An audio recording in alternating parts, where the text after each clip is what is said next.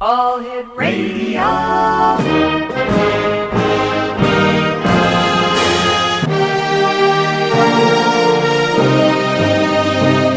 Welcome to the X Zone, a place where fact is fiction and fiction is reality. Now, here's your host, Rob McConnell.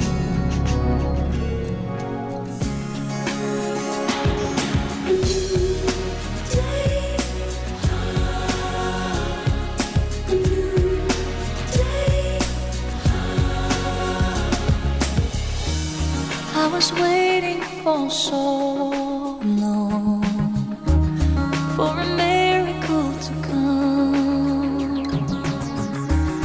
Everyone told me to be strong. Hold on and don't shed a tear. Through the darkness and good times, I knew I'd make it through. And the world thought I had it all, but Welcome back to the X Zone, everyone. I'm Rob McConnell, coming to you from our broadcast center and studios in St. Catharines, Ontario, Canada. And you're listening to us on your hometown radio, Classic 1220, streaming around the world on classic1220.ca. This hour here in the X Zone, we're going to be talking about vampire folklore. And my guest this hour is AP SYLVIA. And like I said, we're going to be talking about a book that they've written. It's entitled Vampires of Lore, Traits and Modern Misconceptions. Joining me now from someplace in Massachusetts is our guest this hour, AP SYLVIA. And AP, welcome to the X Zone. Hello, thank you so much for having me. Tell us a little bit more about yourself, AP, and why vampires? Well, I've always had an interest in supernatural beliefs. Mm-hmm. Going back to even when I was a child, I liked those scary stories to tell in the dark books, and I had this great book about ghosts that my mom bought me when I was a kid. So I've been interested in kind of, spooky stories for a long time, but I really got interested in vampire folklore specifically a few years ago now, when I was visiting a Ripley's Believe It or Not museum, and they had a exhibit there about a supposedly 19th century vampire killing kit, and that really kind of sparked my interest about vampire beliefs and what they really mean and kind of how they differ from what we see on TV and movies. I was just going to ask you, are vampires real?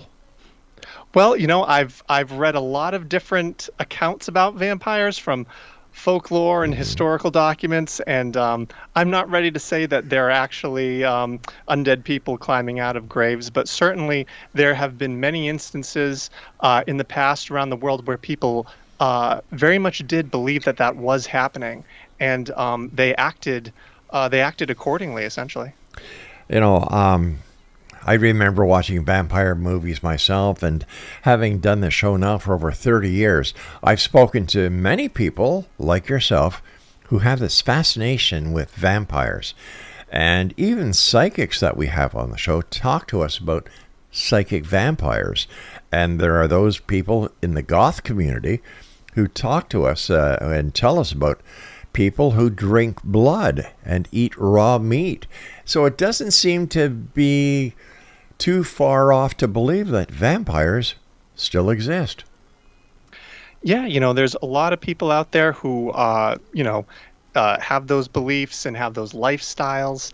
That's never necessarily been where my research has leaned. I've gone more towards the old stories and folkloric accounts where you actually had someone who had passed away, who was dead and buried, and then a community would believe that person was coming up out of the ground and causing harm to members of their family, people who had been close to that person, and then the community at large. So are we talking about vampires like Count Dracula? Sure. Well, I talk about the novel Dracula, Stoker's Dracula, right, quite a bit in my book, and I sort of talk about the major influence that Bram Stoker had on our modern kind of conceptions of what it means to be a vampire. Really, that I think it's hard to overstate Stoker's influence on kind of what we think of a vampire today. And really, Stoker's novel came out of really sort of a longer tradition of 19th century Gothic fiction, where you see the vampire kind of evolving throughout the 1800s into this sort of suave, aristocratic,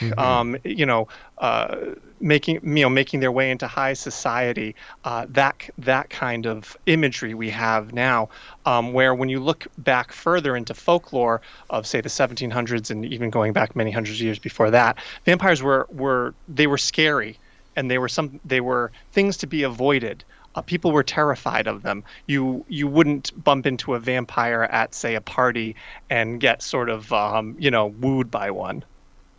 All right, so based on the research that you've done and the books that you've written, when was the first account of a vampire talked about or even suggested here in North America? Oh, here in North America, when Yeah. did we have vampires? Well, let's see. There was certainly a number of vampire incidents that happened in New England in the 1700s and 1800s. There were, of course, going back into Europe in the old Right. world, vampires go back potentially even to ancient times, depending on kind of how you want to define what a vampire is. I know we tend to think of vampires as sort of just hanging out in Transylvania in the 1800s, but again, that's sort of a product of modern fiction, and they span many countries and many time periods. And yes, even in the United States, there's a number of documented accounts where people believe they were being terrorized by a vampire. All right, so here we are in the year 2024. What can you tell us about what vampires really were all about? Well, basically in my book, I kind of go trait by trait through all of the things that we tend to think about when the notion of vampires come to mind, right? So when you think of a vampire, you might think of like the Halloween vampire, something with fangs and turning into a bat and sleeping in coffins and the sunlight destroying them and things of that nature. And so in my book, I was like, well, what's the story behind all this? Does this really reflect, what the folklore had to say about this? Did people really believe all these things? Because I think there's an assumption that what we see in movies today actually reflects what people believed in the past. Right. And that was something that I wanted to answer that question, because going back to when I first saw that vampire killing kit, there was some controversy around the authenticity of these kits, and there's a number of them around. And some people argued, well, these kits really reflect kind of movie vampires, and they don't really reflect what people believed. And that sort of got me wondering, well, what did people believe? And I kind of wanted a list, break it down for me, like what do we believe today versus what were the beliefs of the past? And I couldn't find one. And so I wound up researching it more and more, and I ended up writing the book that I wanted to read, where chapter by chapter I pick a trait and I say, okay, did this come from folklore? If it did, I talk about that and sort of what the stories were. And if it didn't, then I try to figure out, well, when was it introduced? Was it introduced by movies? Was it introduced by novels? And basically, I sort of peel away our modern conceptions of what a vampire is, and then we sort of arrive at, well, this is what people actually believed. And they believed in something that was certainly scarier, more disturbing, something that wasn't romantic. Romantic vampires are certainly popular these days. There was nothing romantic about the vampire that lived in folklore. What was in these vampire kits that you were telling us about? Oh, they were they're very sort of cool to look at. They were sent wooden. There would be like a wooden box. They would have a stake in there, maybe a pistol with silver bullets and a silver bullet mold, vials of different things, garlic and serums and whatnot. And each one is a little different. I've actually seen a number of them at different Ripley's, believe it or not, museums around. I've visited a few and taken pictures of some, and I've talked about some of them on my website, locationsoflore.com. They're all a little different, but they're quite striking, and they're, to my mind, regardless of the authenticity of them, they're a lot of fun. All right. What was the significance in vampire lore when it came to the silver bullet? Well, silver bullets, that's one of my chapters. I talk about this because, it certainly came up in the kits, and a few movies will talk about silver or silver bullets from time to time. They do come up. We tend to associate them more with werewolves these days. But there are some tales in folklore about silver being, something that could be used against the vampire. Say there was a talk of taking a silver coin and breaking it up and putting it into a musket and using that against vampires. But interestingly, silver in the past was believed to be effective against all kinds of sort of evil beings and things. There's stories of witches being injured by silver bullets. So you get a lot of overlap there between, say, vampires and witches and werewolves. We like to put things into boxes sort of these days in terms of like, well, that's a vampire and it does XYZ, and that's a malevolent witch and that does that's XYZ. But things were much looser when you get into actual supernatural beliefs. All right, when we're talking about vampires and the belief of vampires, does this depend on what your religious philosophies teach you? Does religion have any part to play within the vampire lore? Absolutely. Depending on your religion, there could be different ways in which you would deal with the vampire. So in those countries where Christianity was the dominant religion, people would turn to religious iconography, crosses and holy water, and things of that nature to try to repel the vampire or defeat the vampire. There's this old there's a folktale about this I think a peasant is in a wagon going past a cemetery, and he picks up a hitchhiker, and the hitchhiker asks him to drive him into town, and he takes him to all these houses, and every house they go to, the gates are open, but the hitchhiker says, "Oh no, those gates are shut tight," and it's because there was a cross carved into the gates, and it kept him away. But the minute they get to a gate that had a heavy lock but no cross, the lock magically opens, and then the vampire goes in and drains the blood of the people inside. AP, stand by. We've got to take our first break. Sure. X-Zone Nation. AP SYLVIA is our special guest. www.locationsoflore.com. That's www.locationsoflore.locations, plural, of lore.com. This is the X-Zone. I am Rob McConnell, and we're coming to you from our broadcast center and studios in St. Catharines, Ontario, Canada. And you're listening to us right here on your hometown radio, Classic 1220, streamed around the world on classic1220.ca.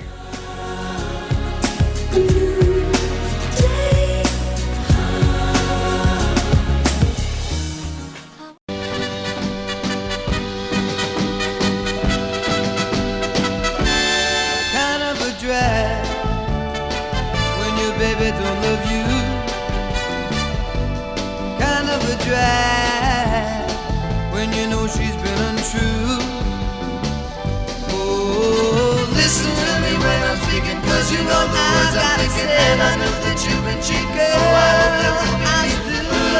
I still love you. I'll always love you. Anyway.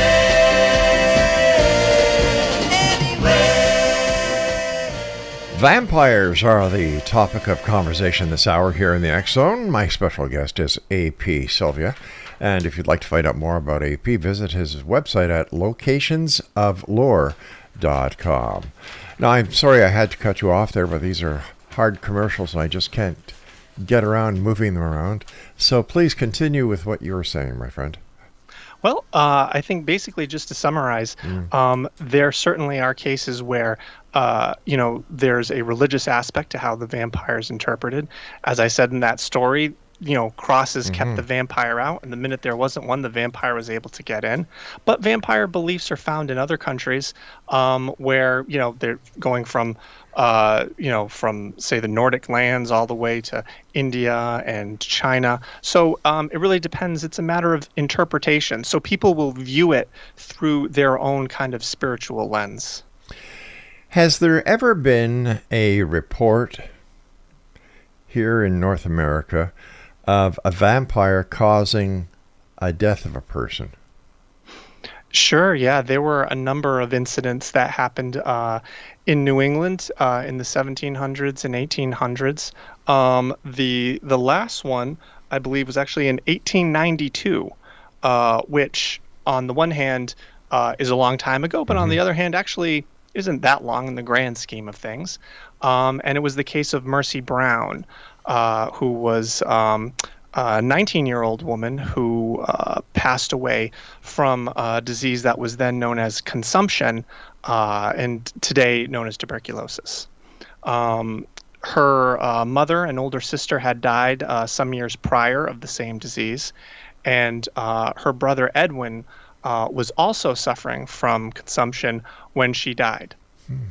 There was a belief among some of the people in the town that the dead who had died of disease were then causing the disease in the living.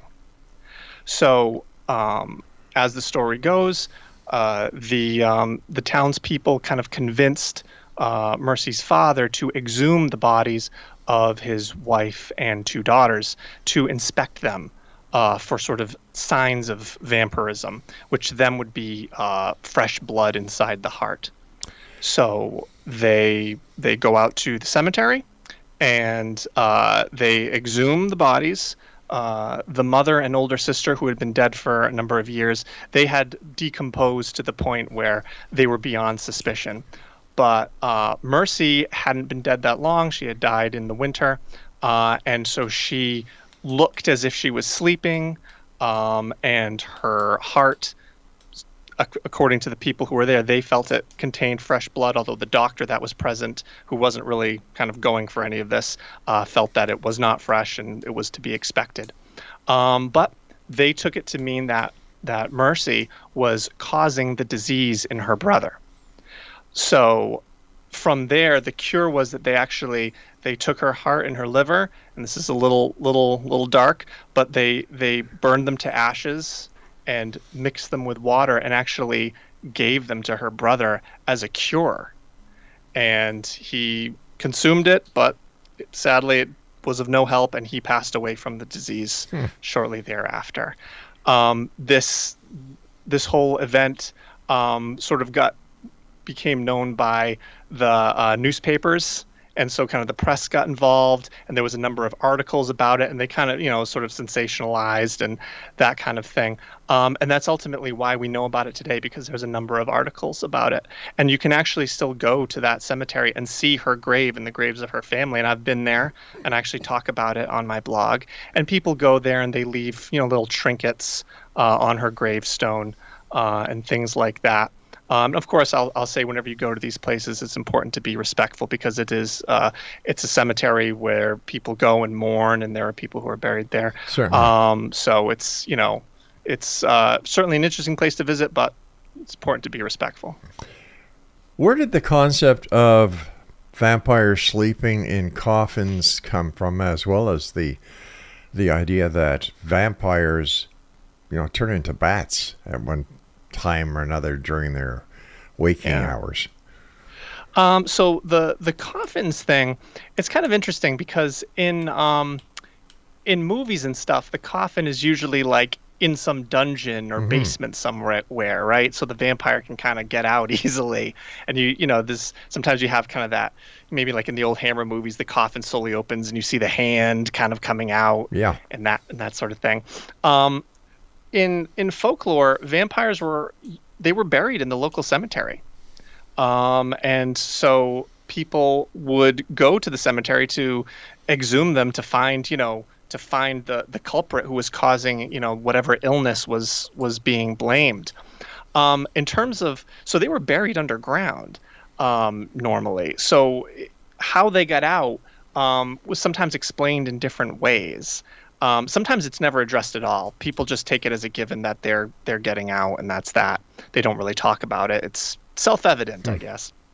But there's some accounts where the ground kind of opens up and the vampire comes out.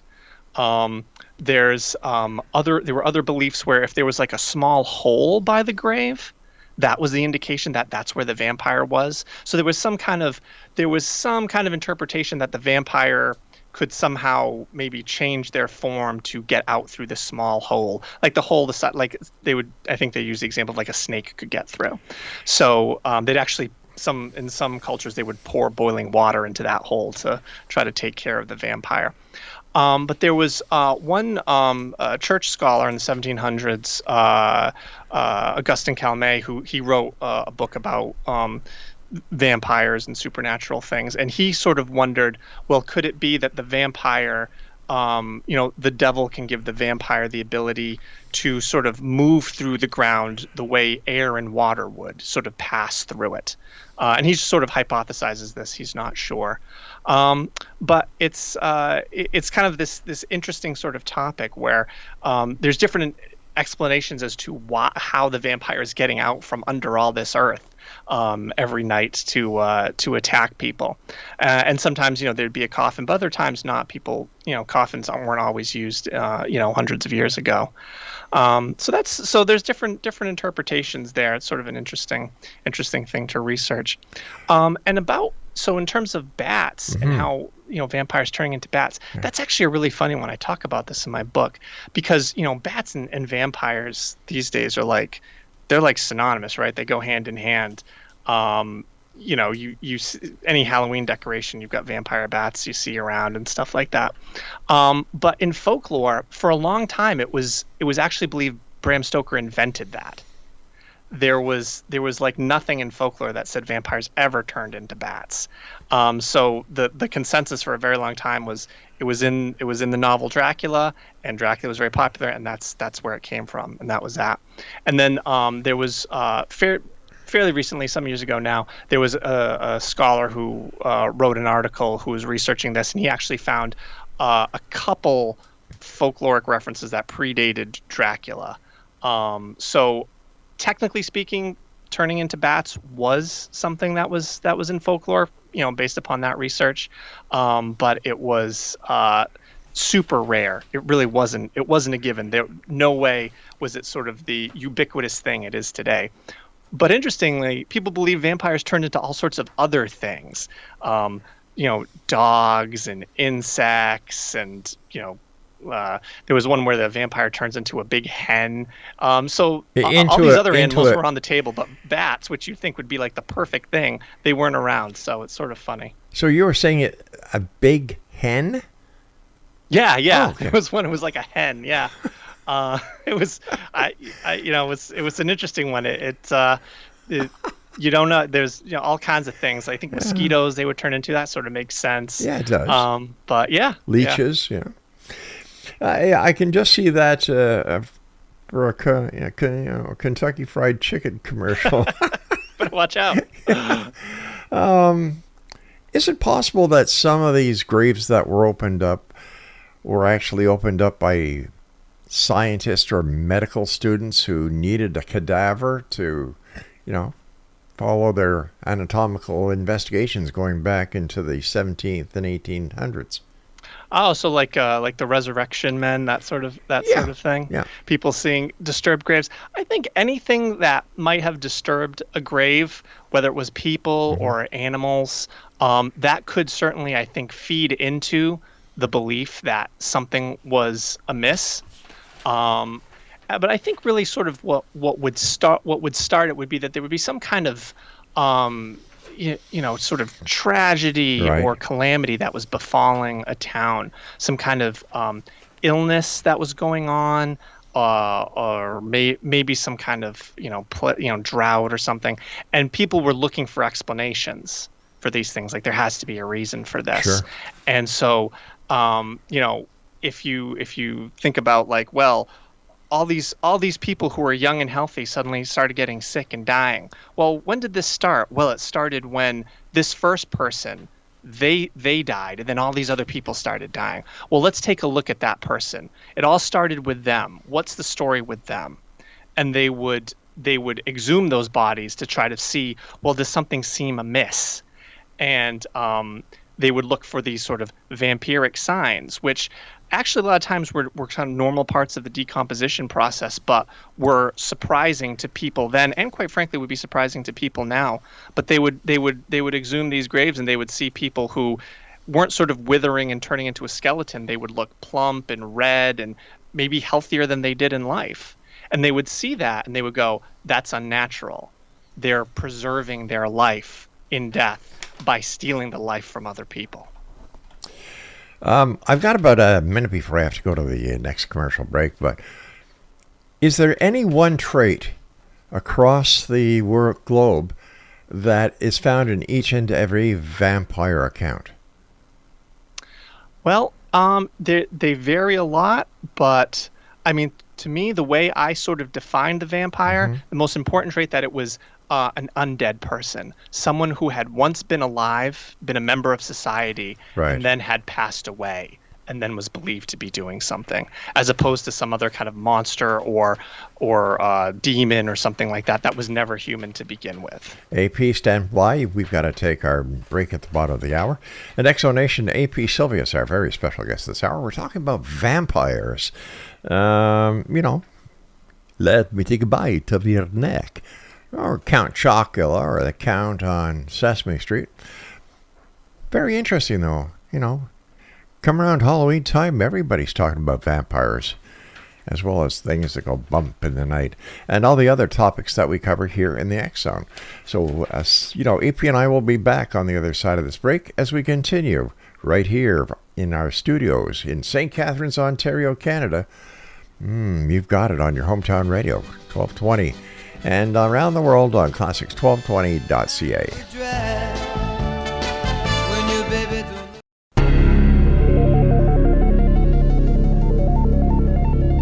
Do vampires really exist? In creating Dracula, Irish author Bram Stoker, who lived from 1847 to 1912, may have drawn on stories he heard as a child about the cholera epidemic that hit London and Paris in 1849. As in times of plague, there were many cases of hasty burial of sick bodies which were not really dead but in a deep sleep or coma. Stoker's idea about vampires could have been fueled by reports of these so-called dead tapping on their coffins, turning in their graves, or showing other signs of life. A long, long time ago, I can still remember how that music used to make me smile. And I knew if I had my chance that I could make those people dance, and maybe they'd be happy for a while. But February made me shiver with every paper I deliver. Bad news on the doorstep, I couldn't take one more step. I can't remember if I cried when I read about his widowed bride, but something touched me deep inside the day the music died. So bye-bye, Miss... We're talking about vampires this hour here in the X Zone. Our guest is AP Sylvia. And if you'd like to get more information about AP, visit locationsoflore.com. That's locationsoflore.com. And is there any one part of the vampire research that you did that had the hair on the back of your neck tingling, and you were, like, this was, wow, the moment for the book? Well, I kind of think every story sort of has its own uniqueness and quirks. Certainly some of the tales that hit home more, I think, are the ones that are more recent and thus better documented and more detailed. Certainly, like that Mercy Brown case I referenced Right. earlier. The further back you go with some tales, the more, sort of ephemeral they get in a way. But the ones where you could really tell, like, well, you think about it, these were real people, right? In a lot of these cases, especially again the well documented ones, we really get the details on. This was a family member, a neighbor, a loved one. So to actually go out to the cemetery and dig that person up and mutilate the body, you can only imagine what kind of, fear, terror was gripping the people at the time. And it must have been a traumatic thing to do, a very difficult thing to do. But at the same time, they thought that this could be a way to save other people. And so what do you do if people are, elders in the community perhaps are telling you, no, if you do this, you could save your son. Well, what do you do? What do you say? Do you leave that option on the table? It must have been tremendously difficult, I think, for some people. And that's the thing I try to keep remembering with this. Like, these were real people, and these were probably very traumatic times. We were talking earlier about the possibility of the corpse being brought up for medical or scientific examination. And isn't that what would happen when the families would exhume the body from the grave and, perform experiments on it to see if this person was a vampire or not, or what the cause of the spreading of diseases through the town was coming from? Yeah, I mean, it was sort of like an experiment, right, that they were doing. They were doing to their mind research, right? It was, we think something is amiss. Mm-hmm. We need to look for the evidence in the corpse that this is the case. So, it wasn't. Again, this was people trying to make sense of their world. Right. Right. They didn't have the benefits that we have today of our scientific understanding. They had what they had, and they were trying to understand a phenomenon that was happening that was dangerous to them, right? Some kind of illness, and this is where they arrived, and they saw things that didn't make sense to them, and quite frankly, wouldn't make sense to a lot of us today unless you researched it. So in some ways, it's not surprising they were scared by what they saw because it looked unnatural. In your opinion, if the research was to be done with what we know today, do you think that we'd actually believe the tales, or there'd be so much interest in the tales or the folklore of vampires? Well, I think I think these tales are interesting, sort of regardless of sort of our scientific understanding, because they speak to kind of, the psychology of people and how that goes. There was a lot of debate even back in the 1700s. Some of these cases, they were published in papers and they got a lot of publicity, and there was a lot of debate. And people were saying, no, this isn't the case, and other people and some, people in rural areas were doing these things, and then it would get into newspapers, and then the scientists of the day were weighing in on it, and the church officials were weighing in on it, and that sort of thing. So there's been interest in it, I think, from a lot of different angles over time. But today it's we have a much better grasp of these things, and right. They're much. Now I think it's more interest from the folkloric perspective and the psychological perspective. All right, I can understand the folklore aspect, but why psychological? Haven't we come to the point in society, as well as within the scientific and medical communities, to look at these folklores and say, all right, listen, there's fact and there's fiction, and this is fiction? Well, I think it speaks to how humanity, we view death, right? Sort of, we have this fear of death, right? So when you look at these old stories, the notion that the dead are dangerous because they can make you like them, right? So there's this aversion. There's this aversion to these dangerous corpses that could be causing illness, right? There was fear there, and I think the vampire has shifted over time. I talk about the folklore of the past and how the vampire changed in the 1800s in literature and became suave and sophisticated, and today they're very romantic. And one thing we focus a lot on with vampires in movies today is their immortality, right? And I think that's, again, speaks to our psychology, where we fear death, but now we want to avoid it, right? So there's this alluring nature of vampires, like, well, you could live forever, right?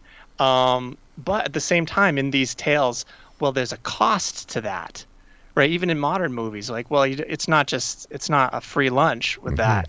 Your lunch is now having to feed off of people. So I think there's perhaps something symbolic in that, where nature can't be subverted, and I think that speaks to us psychologically as well. Could that be the reason why television movies and series like The Walking Dead are so popular? Oh, absolutely. I think it speaks to us on a deeper level about sort of our own nature and our own mortality and our fear of death, and sort of what personifies death more than the dead themselves. That is true. When you look at graveyards, which is kind of a morbid thing to do, I would imagine, but you have the what are they called, Craig? Where they put the tombs, where they put the coffin in the tombs, and the tombs are sealed. Any vampire stories about those people who died and were actually put in crypts? Yeah. I mean, it certainly can happen. Stories can get attached to all kinds of things. I was actually recently in Paris, and I haven't written about this yet for my website, but I will be. But I went to this very famous cemetery, Père Lachaise. It's very, very beautiful, very elaborate monuments there, and there's a very large elaborate crypt that's mausoleum that's been built, that was built for this this baroness, and as well as a countess.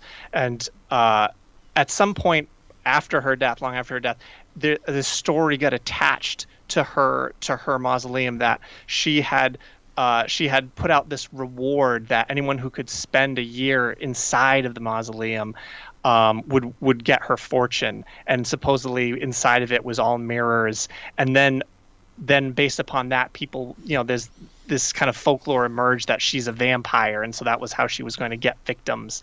And it was much more a modern thing that kind of got attached. But these stories evolve over time. And sometimes you when you go to these cemeteries and you see these kinds of monuments, they kind of evoke the imagination. I can certainly see that. What was the hardest part about writing your book? And every author I've spoken to always has one part of the book that they had problems getting around and, having it fit within the type of book that they're writing, whether it's fiction, nonfiction, and so on. What was your area, if any? I mean, there's plenty of problems. One thing that I found a little difficult was actually maintaining my same tone of voice throughout the book, because when I wrote it over a period of time, and you write a little bit every day, and some days you're kind of in a better mood, and other days you're in a more serious mood, and to try to find the right tone throughout the book to keep it fairly consistent, but at the same time, being respectful when you're talking about some of these things, having some fun with it when you're talking about, maybe some of the fictional works and stuff like that. I mean, at one point I talk about Sesame Street and, the Count from that program. Yes. So that was one thing. I would kind of reread my stuff a lot to sort of make sure I kind of, had the right sort of tone, and I would, tongue in cheek at times in it. So making sure that was consistent and appropriate throughout was one thing that was very difficult. And I guess the other thing that was a chore was documenting everything. One thing that I'm very proud of in the book is that basically whenever I talk about a vampire story or a belief, I cite where I got it from. That's something that I felt was very important for this book, because sometimes you read things in other books or certainly on the internet and people say stuff and you have no idea where they're getting it from. All right, and Stan, that was a complaint of mine. All right, we've got to take a final break. X-Zone Nation, AP Sylvia is our special guest of this hour. And when we come back, we'll wrap up this hour and tonight's show here in the X-Zone from our station and studios in St. Catharines, Ontario, Canada, on your hometown radio. Classic 1220 and streamed around the world on classic1220.ca. Hey, Mr. Tambourine Man, play a song for me. In the jingle jangle morning, I'll come following you.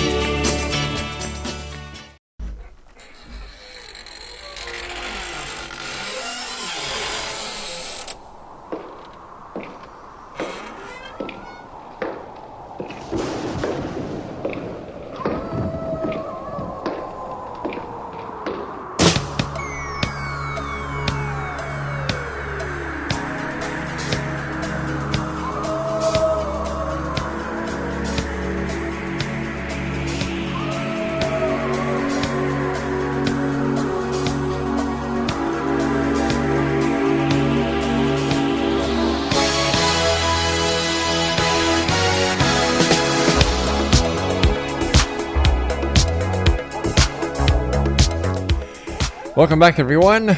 AP Sylvia is our special guest this hour, and his website is locationsoflore.com.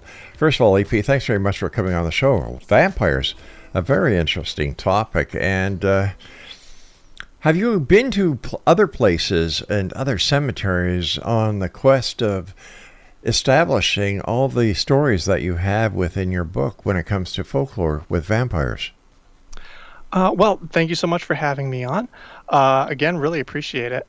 Yeah, I've been to a number of different cemeteries and places where I was sort of on the hunt for vampire tales. A number of them I talk about on my website, locationsoflore.com, as you've mentioned, where you can see pictures of the graves and see some of, read the stories of, what happened in them. So I've been to a number of different cemeteries around New England.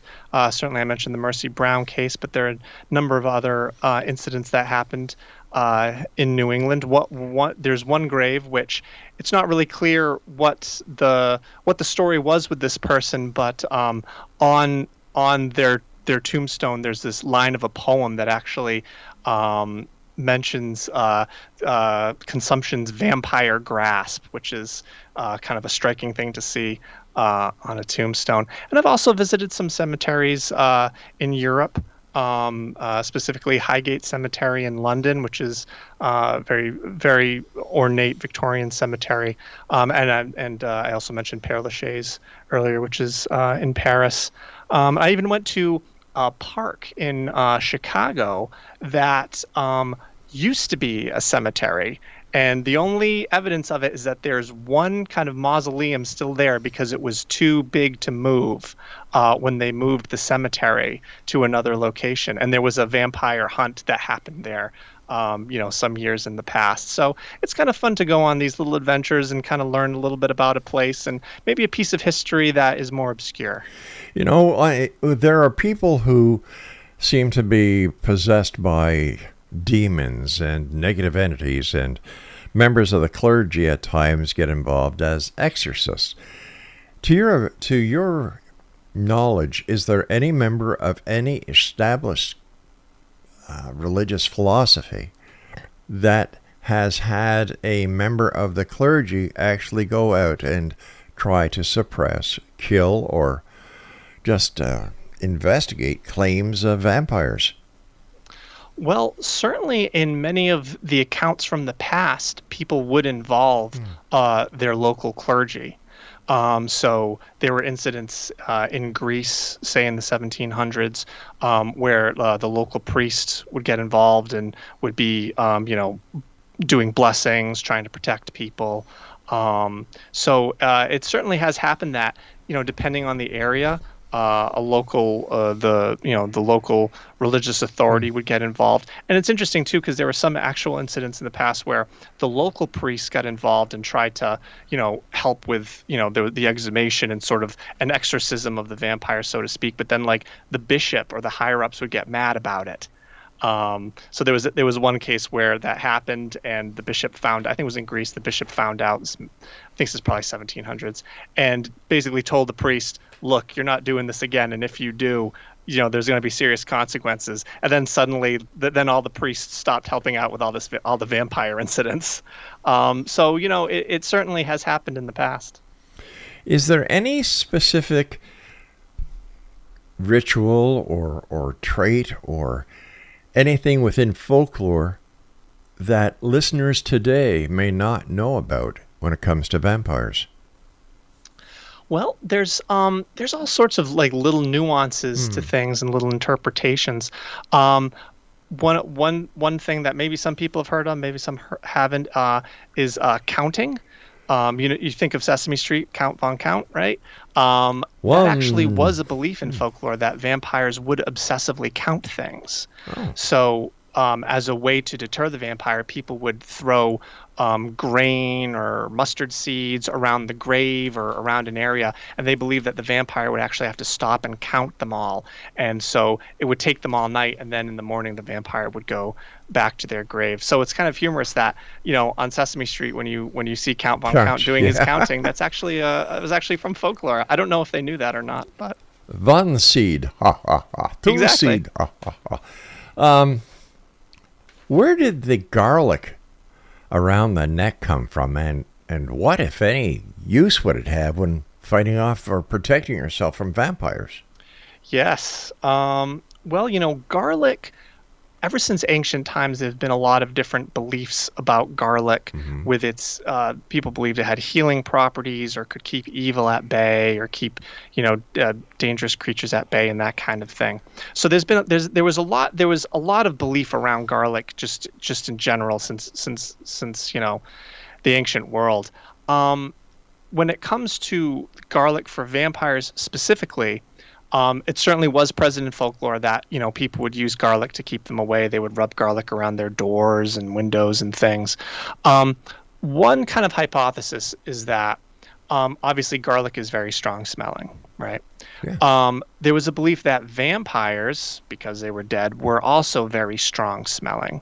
So the smell of the garlic would mask the smell of the vampire.